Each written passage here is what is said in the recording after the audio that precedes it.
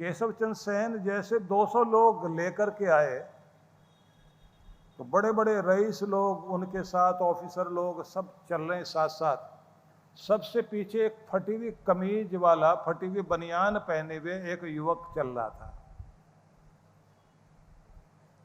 और मन में क्या सोचता जा रहा है कि मानते तो हम भी हैं अपने गुरु को, रामकृष्ण परमहंस को,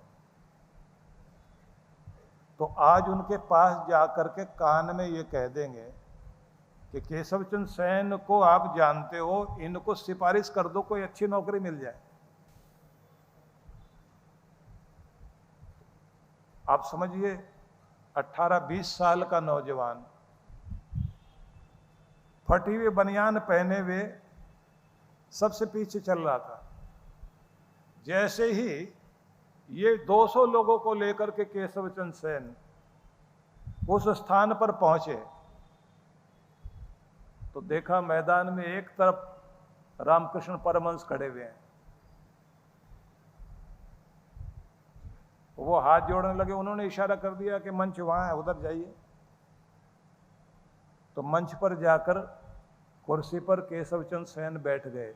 उनको लगा कि अब ठाकुर रामकृष्ण परमहंस वो भी आके बराबर में बैठेंगे, फिर उनसे बातचीत करेंगे, आशीर्वाद लेंगे।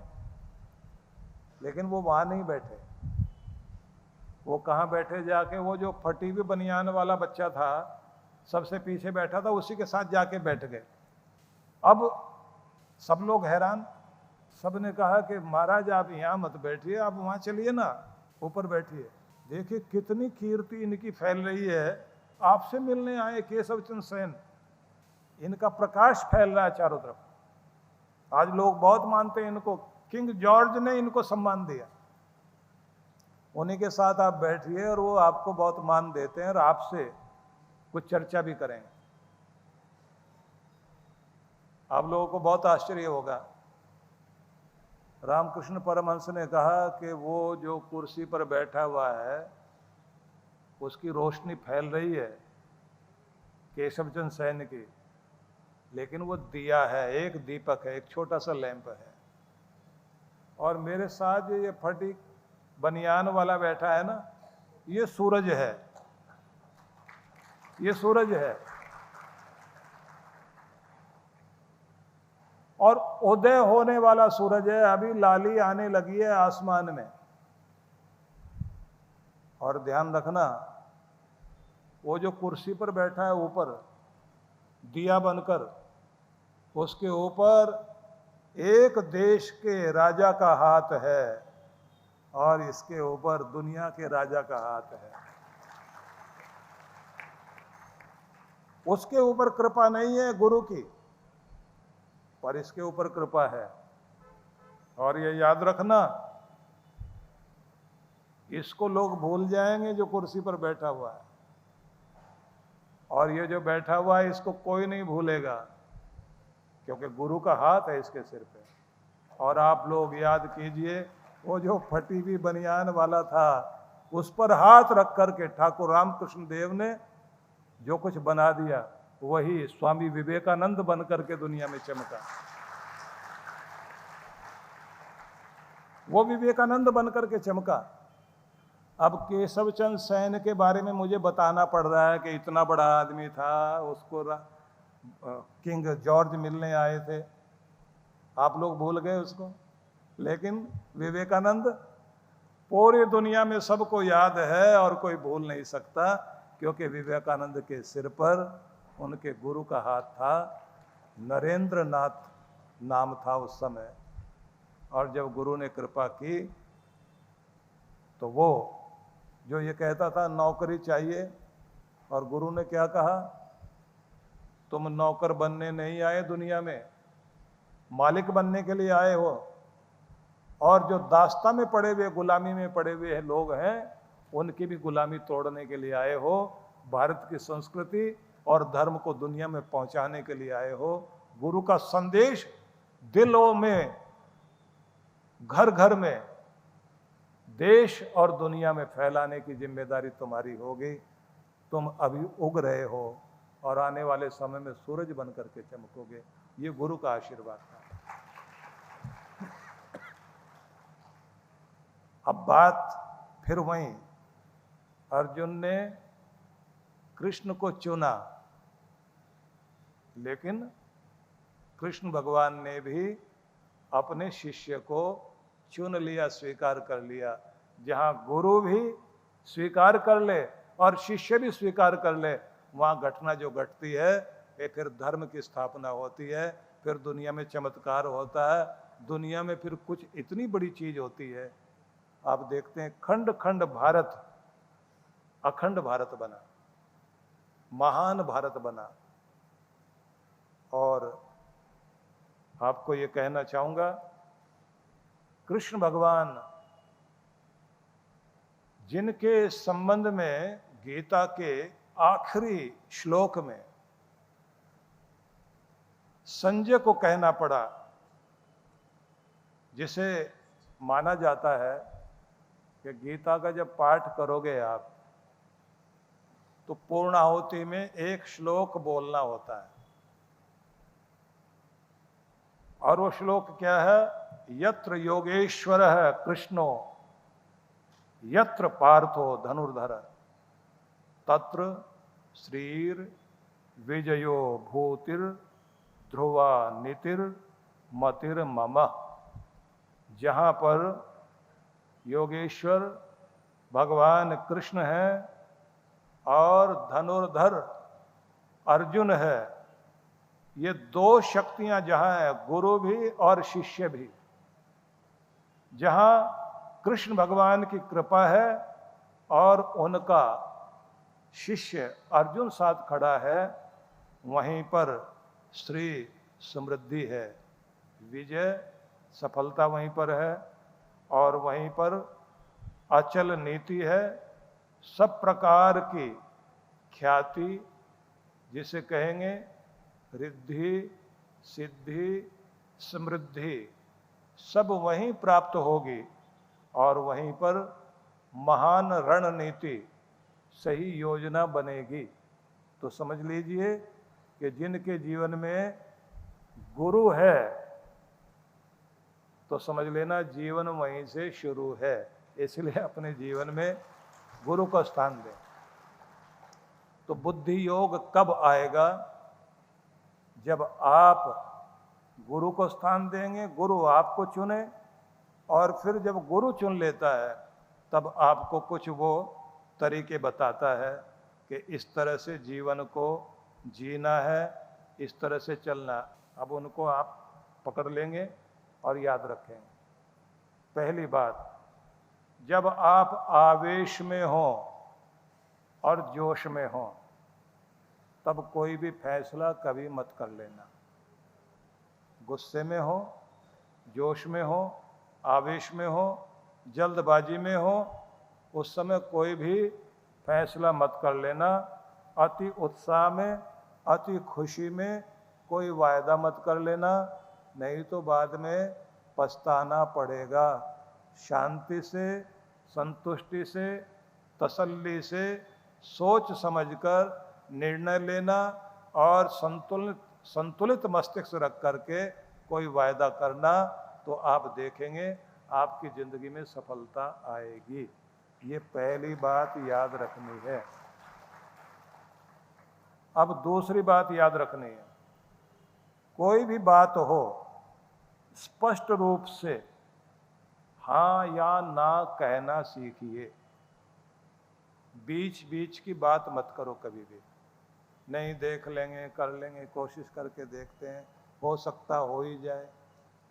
या तो हाँ करो या ना करो। स्पष्टवादी बनने की कोशिश कीजिए, भले ही उस समय थोड़ी देर के लिए किसी को बुरा लगे, पर सदा के लिए आप अपनी जगह स्पष्ट रहेंगे तो सुखी रहेंगे।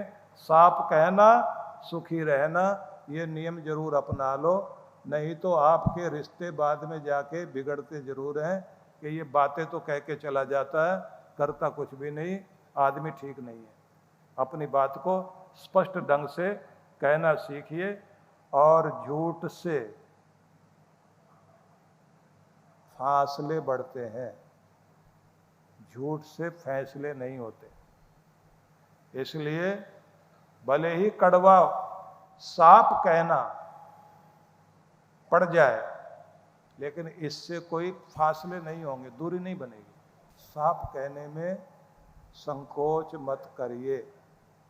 हम लोग सांप कह नहीं पाते और बहुत सारी जिम्मेदारियां आप ले बैठते हैं, काम गड़बड़ हो जाता है। ये भी याद रखिए, जो बदलाव आप अपने बच्चों में लाना चाहते हैं उसका उदाहरण खुद बने। हनुमान जी लंका में गए तो उनको सूरसा राक्षसी मिली। सूरसा आगे बढ़ने नहीं दे रही थी। हनुमान जी जीतने के लिए सूरसा जितना आकार बढ़ा रहे थे अपना, सूरसा अपना आकार बढ़ा रही थी, तो कंपटीशन चलता रहा। सूरसा भी अपना आकार बढ़ाए, हनुमान जी भी बढ़ाए। उनको लगा कि टाइम खराब हो जाएगा ऐसे करते करते, तो उन्होंने खुद को छोटा करना शुरू कर दिया और इतनी छोटा कर लिया, इतना सूक्ष्म रूप धारण कर लिया कि उसके आर पार से होकर के लंका में पहुंच गए। तो ये कहानी बचपन में आपने भी सुनी होगी। अब इस बात को समझ लीजिए कि सूरसा सबके सामने मुंह फैलाकर खड़ी है। सूरसा क्या है? जो चीजें अच्छी लगती हैं, सूरसा, रस वाली चीजें जो बहका दें, भटका दें, वो अपना आकार बढ़ाती रहती हैं।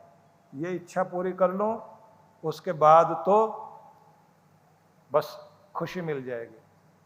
तो आपको बहुत तरह की सूरसा, मतलब जिसमें फंस के रह जाएं आप और आपकी तरक्की रुक जाए, आप आगे ना बढ़ पाए, ऐसी जितनी भी चीजें हैं। आपको फोन खोल के बैठ गए, सोशल मीडिया वाली कोई भी चीजें देख रहे हैं आप बैठे हुए, तो उसे क्या कहोगे? सूरसा, जो आपको अटका दे, आगे जाने ना दे। और आप क्या कहते हैं? 10 मिनट देख लें, उसके बाद तो फिर जो है ना अपने काम पे लगेंगे। टीवी 15-20 मिनट के लिए देखते हैं, फिर काम पे लगेंगे। ये गेम थोड़ी देर के लिए खेल लें, उसके बाद काम पे लगेंगे। तो जो अपना आकार बढ़ाती जाए और आपको आगे ना बढ़ने दे, ऐसी जितनी भी आकर्षण वाली चीजें हैं, उन सबको कहा गया है वो सूरसा है।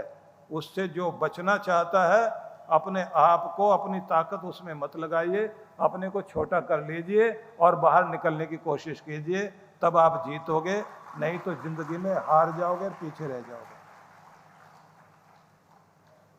अब ये आपने देखना है कि कौन सी सूरसा है जो आपको आगे नहीं बढ़ने दे रही, कौन सी लत, कौन सी आदत, कौन सी चीज आपके जीवन में ऐसी है जो ना आपको एक्सरसाइज करने देती, ना आपको भक्ति में बैठने देती, ना अपने कारोबार में जाने देती, ना अपने परिवार के लिए समय निकालने देती। कोई भी ऐसी चीज जो आपको रोकती हो, वो सूरसा है। और उससे आप जिंदगी भर लगे रहिए, जीत नहीं पाओगे। जीतने का तरीका यही है, खुद को छोटा कर लो, आवश्यकताएं छोटी कर लो, उसके पार जाने की चेष्टा करो। अगर इसी में लगे रहे, नहीं थोड़ा मन को तसल्ली कर लें, तसल्ली ऐसे नहीं होगी। अपने मन को संभाल लिया जाए, जैसे हनुमान जी अपने आप को छोटा कर रहे हैं, ऐसे अपनी इच्छा शक्ति को थोड़ा कम कर लीजिए, अपने मन को संभाल लीजिए। आप जीत जाएंगे, निश्चित रूप से सफल हो जाएंगे। आप सब लोगों को मेरी बहुत बहुत शुभकामनाएं। महाराष्ट्र के नागपुर में परम पूज्य सद्गुरुदेव श्री सुधांशु जी महाराज एवं डॉक्टर अर्चिका दीदी जी के पावन सानिध्य में विराट भक्ति सत्संग कार्यक्रम की रूपरेखा दिनांक 7 से 11 जनवरी 2026। शुभारंभ 7 जनवरी सायं 5 से 7 बजे।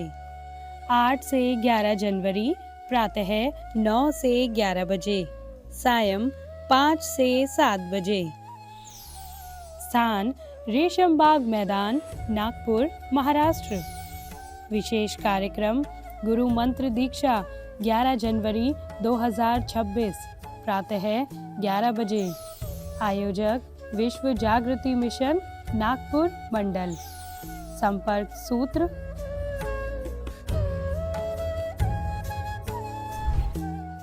आप सपरिवार सादर आमंत्रित हैं। उल्लासनगर में परम पूज्य सद्गुरुदेव श्री सुधांशु जी महाराज एवं डॉक्टर अर्चिका दीदी जी के पावन सानिध्य में चैतन्य भक्ति सत्संग कार्यक्रम की रूपरेखा दिनांक 16 से 19 जनवरी 2026 प्रातः 9 से 11 बजे, सायं 5 से 7 बजे। विशेष 18 जनवरी 2026 मंत्र दीक्षा कार्यक्रम दोपहर 12 बजे।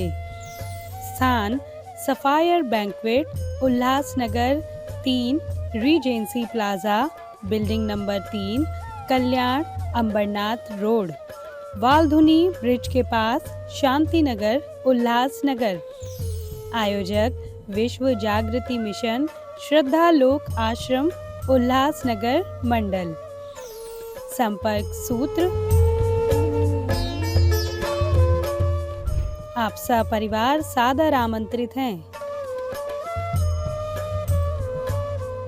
भगवान शिव एवं सद्गुरुदेव श्री सुधांशु जी महाराज के आशीर्वाद से विख्यात आध्यात्मिक एवं ध्यान गुरु डॉक्टर अर्चिका दीदी के पावन सानिध्य में कैलाश मानसरोवर यात्रा 2026 में भाग लेकर परिष्कृत करें अपनी तपस्या को। यह पावन यात्रा प्रत्येक वर्ष की तरह इस वर्ष भी होने जा रही है। वर्ष 2017 की तरह 2025 में भी कैलाश यात्रा में दीदी जी के साथ गए सभी साधकों को साक्षात भगवान भोलेनाथ के दर्शन प्राप्त हुए।